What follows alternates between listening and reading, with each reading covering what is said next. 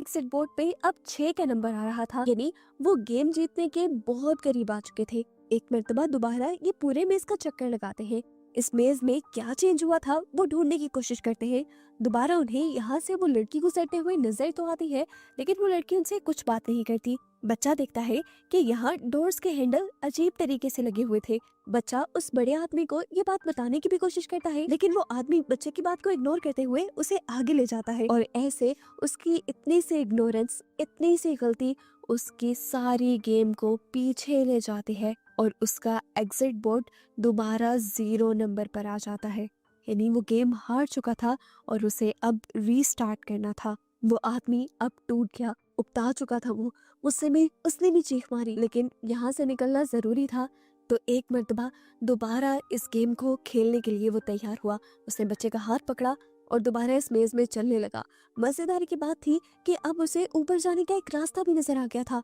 वो बहुत ज्यादा खुश हुआ। सीढ़ियां चढ़कर वो ऊपर जाना चाहता था, लेकिन बच्चा उसे समझाता रहा कि ये गेम है, ये अब नॉर्मलिटी है, हमें वापस पीछे की तरफ मुड़ना है रूल्स के मुताबिक। लेकिन इस बड़े आदमी ने उस बच्चे की बात नहीं सुनी और वो सीढ़ियां चढ़ गया और उसकी वजह से वो इस मेज में ही फंसा रह गया। वो बच्चा जो एग्जिट बोर्ड की तरफ गया था, उसने देखा कि एग्जिट बोर्ड पर अब 0 के बजाय 1 आ गया था। यानी ये बच्चा ठीक था।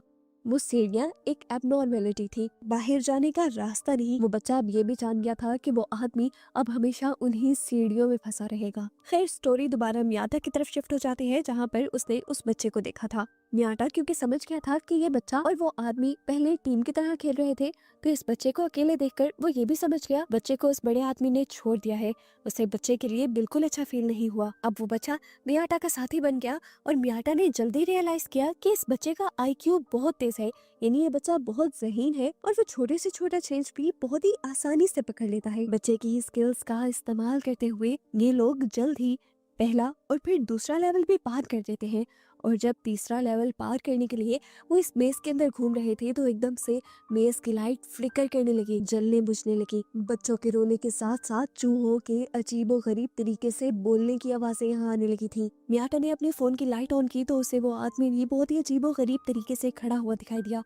मियाटा डर गया और फौरन उस बच्चे का हाथ पकड़कर पीछे की तरफ भागा और उसे पता चला कि उसने एक और लेवल पार कर लिया था। वो सब कुछ जो हुआ था, जिनसे ये दोनों डर गए थे, वो सिर्फ इनका एक इम्तिहान था। इन्होंने नेक्स्ट राउंड के लिए मेज में घूमना स्टार्ट किया और इनके सामने एक औरत आ गई। मियाटा समझ गया कि ये औरत भी यहाँ एबनॉर्मेलिटी ही है और इन्हें पीछे ही मुड़ना है।